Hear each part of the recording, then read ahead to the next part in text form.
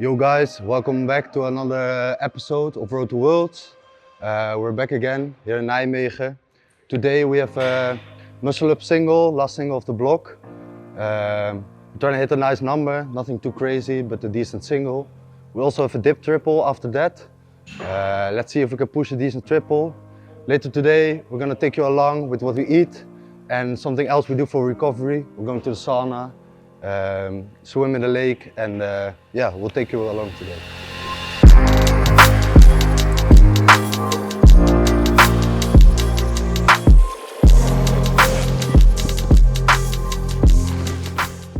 So guys, in the last episode 20 felt really shit due to my elbow, but now my elbow was a bit annoying in the warm-ups, but I took my rest and now it felt good, easy double.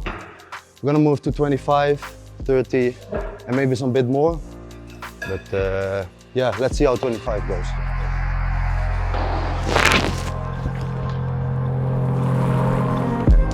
So 25 moved good. Yeah, not much to add.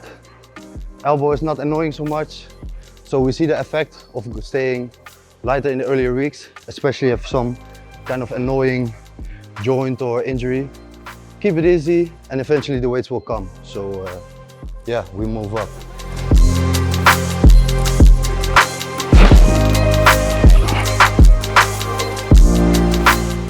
Yeah, so 30 moved all right. I put the box a little closer, my swing was a little smaller. Moved okay, but I know I can move it better. I did 35 before. It was a bit uglier. I think I'm gonna do 32.5 today, which is the PR, but should be a good single. And then I think we'll leave it there. So for now, 32.5. Shoes are good, really light. It helps with like a half kilo and a muscle up. And for the feeling, that does a lot, especially mentally. So yeah, for the grip, they're amazing. I don't use them for grip for my muscle ups since I keep my plates in front of my quads, but they are really light. So even if you don't use the grip on the inside or on the lower side for squats or whatsoever, they're still amazing. So guys, I just made the chain a bit longer. I mean, I used another part of the rope, make it a bit longer. It felt a bit short and I wanted a bit more on my knees. Some small adjustment I made. I'm using a different rope right now, so I'm trying to feel the right spot for the length of it. So yeah, we did that and we'll move to 32.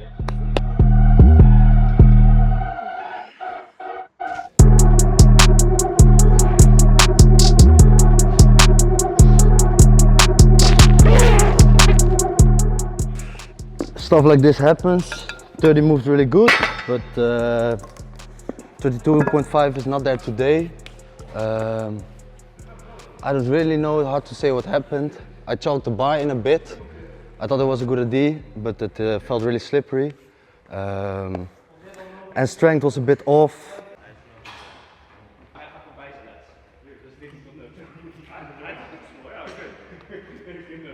Yeah, you can see when I tried to pull, I ended up like with the bar here. And in order to get over the bar needs to be somewhere here. So it was just a matter of some explosiveness, a little bit grip issue.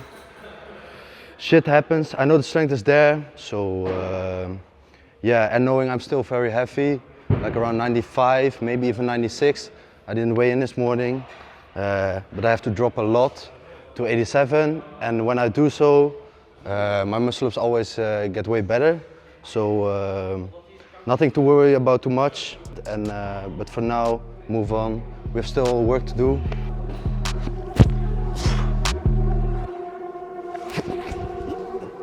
We finished muscle ups. Normally I do dips right after, but it's a bit busy at the dips and I want to take my time.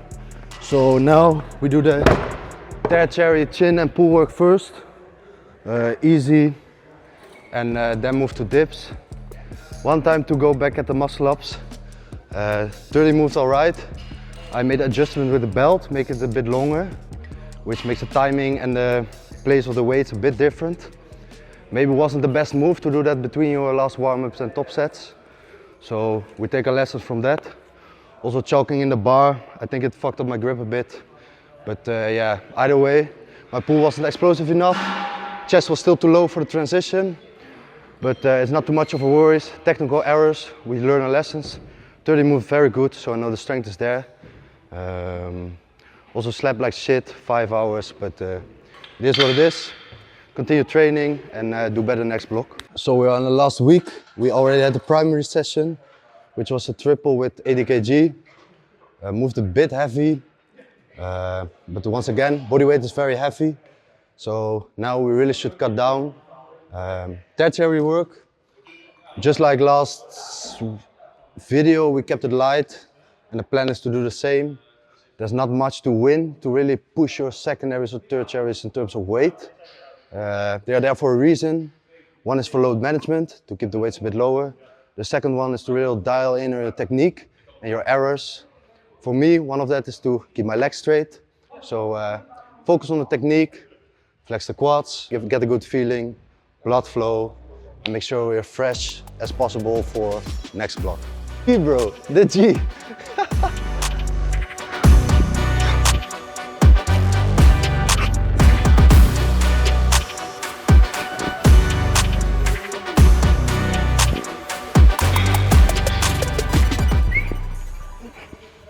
Chins were alright.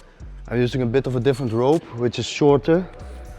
So I can't fully lock the plates with my feet, which is a bit annoying. Maybe I'm gonna use a different rope or try to make it a bit longer. So like the plate fits precisely on my whole feet. Some people do this with their pulls. I prefer to do it this. I can flex my quads better and keep my leg more straight. But in order to do so, I need a long rope to really keep the plates between my legs and be able to have full force in my chins. So we're gonna make the rope a bit longer and then we'll do another set.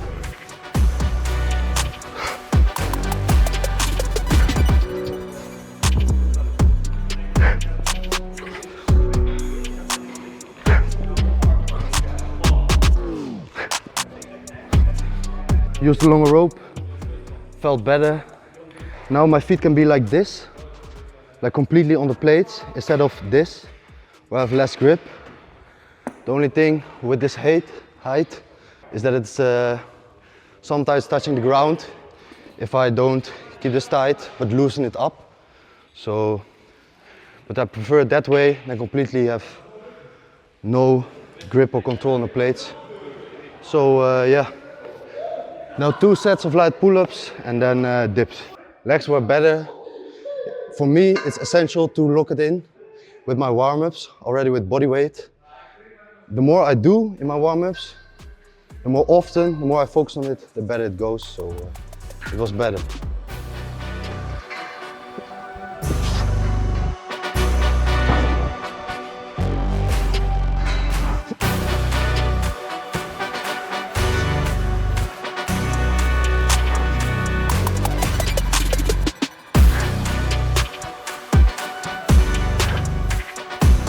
A little issue I have with this station is, for me,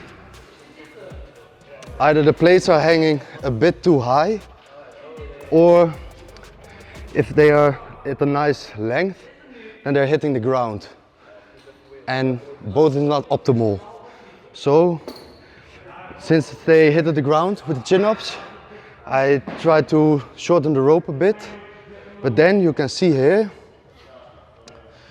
that my feet is not completely on the plates. And for me, in order to keep my legs straight and stuff, I want them in full contact. And I'm also too stubborn to point my toes up. So it's a bit issue I have, but yeah. Like, you can always bitch about something, small details, but in the end, just keep your legs straight and do your pull-ups. So 1 more set and then we go to dips.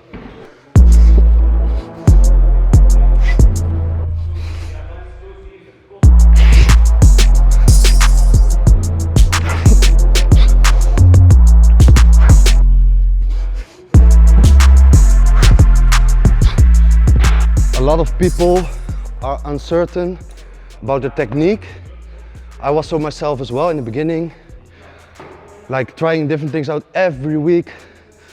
Smaller dips, wider dips, chin-ups, pull-ups, smaller, wider, muscle-ups. Do I have to keep the plates in between my feet, in front, rope, long, short, sleeves, etc, etc, etc. My advice is try it out in the beginning phase, but eventually stick with one thing. Because if you're gonna try and try, you're gonna feel different outcomes every time. And the one time you're gonna think, now shorter feels better, I do shorter. Now longer feels better, I do longer. But then in the end, you don't get stronger in anything. Or in a more random way. Try it out in the beginning and then stick with one variation to do. And try to adapt from there. Like, if you try this and it feels a bit too wide, try a bit smaller, but never go from wide to small, small to wide, plates in front, plates high. Because then you just get doubts whether what's best, and you start trying things out. But just pick one, work with it, make small adaptations, but commit to one technique.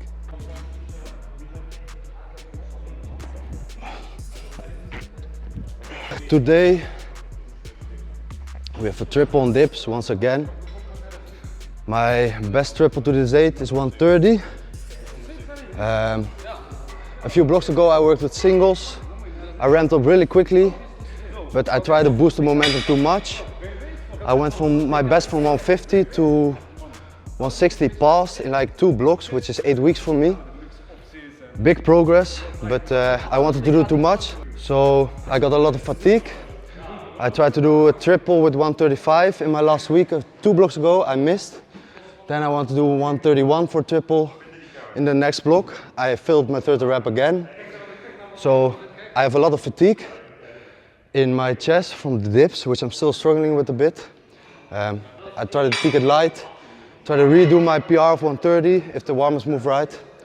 So we did body weight, we go to 50, 2 red plates, to 75, 3 red plates, 100, then 120 for last warm-up I think.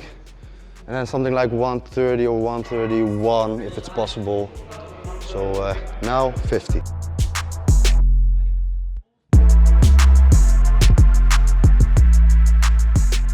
Something else I want to address is hip depth. During sets, in your block, or in your warm-ups or whatsoever. My philosophy is this. I try to not hit hip depth or like a little bit on my lighter work. Some people ask me why it's a no rep, no hip depth or whatsoever. I want to hit hip depth around my best singles, but not too early with lighter weights. Why? Well, usually if you add weight, your core tension is weaker anyways, and your hips will go lower anyways, as good as you try. So if I don't hit hip depth with like 100, 125, even 140 or 150, I don't care too much. Because if I add weight, I'll lose tension anyways and go lower. So if you look at my warm-ups with body weight of 50, you'll even see my hip being like this much, or even this much above the bar. I don't care. I tried different ways with making sure to hit hip depth from the start, but eventually you lose tension. And since my core is one of my weaker parts in my dips, my hips tend to shift down a lot. When I add weight, I actually focus on not hitting too much hip depth or no hip depth with my lighter work. But yeah, that's my philosophy about hip depth. For everyone asking why you're not hitting depth or with lighter work, why no hip depth, this is the reason why.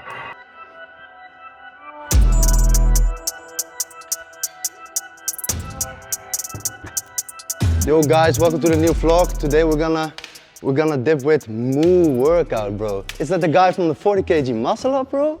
Damn, the one and only.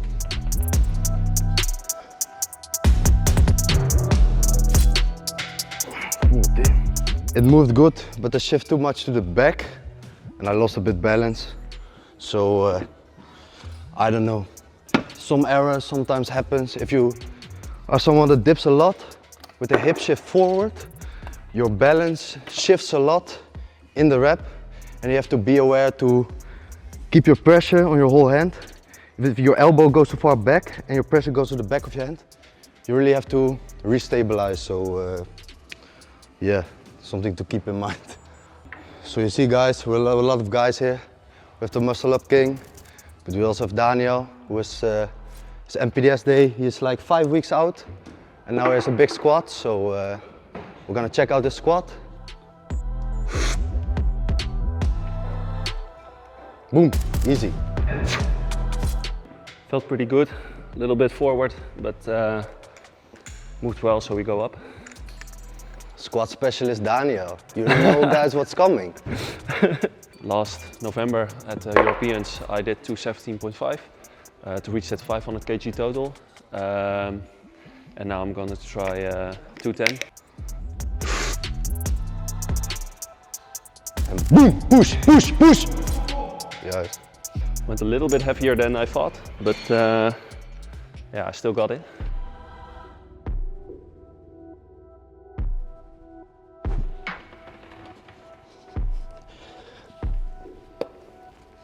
$120 was fast, but if you look at my best single, which is 160, semi-passed, and my best triple, which is 130, I would say I'm single biased, so way stronger on singles than on rep work. So if I would go on singles, I would easily go up, but with the reps, my technique dropped down like crazy. I lose tension, so I have to be aware of that. So even though this moves so easy for a single, I'm gonna do 131 for triple, which is nice, but if you compare it to my best single, it's rather weak. So, but yeah, it's not much, but it's honest work. I hope for the triple. I filled the triple 2 times in the previous blocks. So let's see if I can push a decent triple.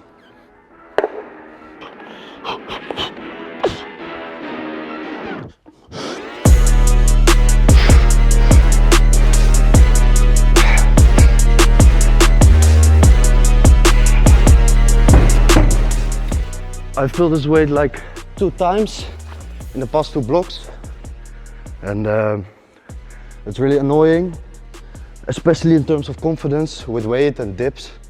But this is my own fault. I was ramping up too quickly, maxing out progress as much as I could, which was foolish. So yeah, people can say that to you, but sometimes you're stubborn and you do it anyways. But take your lessons, keep the weeks after it light, and the momentum will come eventually. So yeah, moved really well, like really well. Last blocks I fucking fell down, so yeah, happy with this. Moved good, PR, small, but I know if I can load it up more, my singles will be strong as well, so really nice. Singles or with squats or with a lot of exercises, I can keep my first few weeks really light, week 1 till week 3, and then jump a lot for my 4th week. I do this to basically like deload for a longer time and then jump, and I have a lot of momentum on my singles. But for triples on dips, it doesn't work for me.